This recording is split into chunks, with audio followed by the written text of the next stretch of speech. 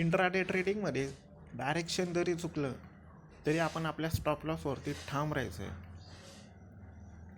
Hello friend, मी आहे ललित Patil. Leads next trading या educational चॅनलवरती आपलं स्वागत आहे.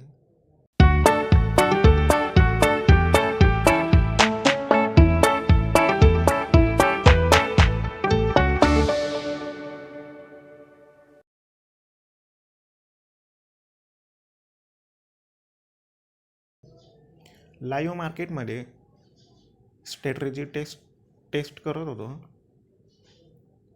आणि पाहू शकता स्क्रीनवरती 26,200च्या फुटमध्ये आपल्याला लॉस झालेला आहे.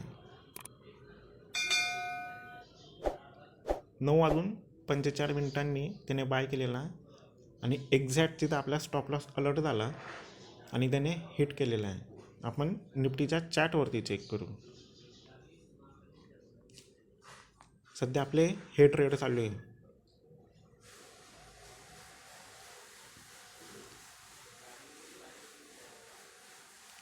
सहा जानेवारी 2026 लाईव्ह मार्केट सेशन आहे.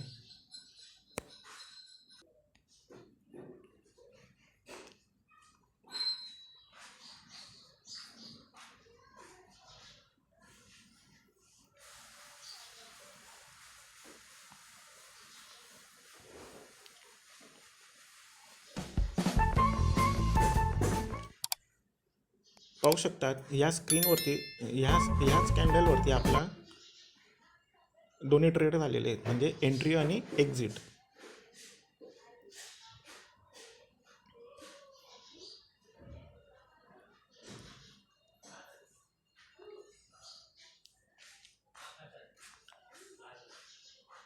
ही पण 26,200ची ही पण सेमच कंडिशन आहे, फक्त स्टॉप लॉस थोडा मागे पुढे. स्क्रीनवरती पाहू शकतात माय चार्ट SL.50, म्हणजे याची प्राईस चालू आहे 26 आणि SL इथं आपला आहे 00, म्हणजे आता ही पूर्ण लॉसमध्ये जाईल. म्हणून स्टॉप लॉस का ठेवायचा मार्केटमध्ये याचं हे उत्तम उदाहरण आहे. 60-100च्या कॉलची एंट्री आपण चेक करू. 9:25 बाय केलेला आहे, पण बँक निफ्टीच्या चार्टवरती बघू.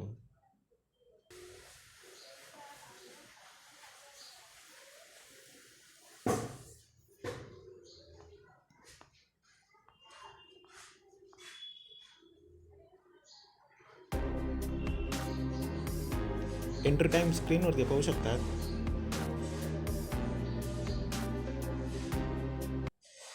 असा आपला हा ट्रेड चालू आहे.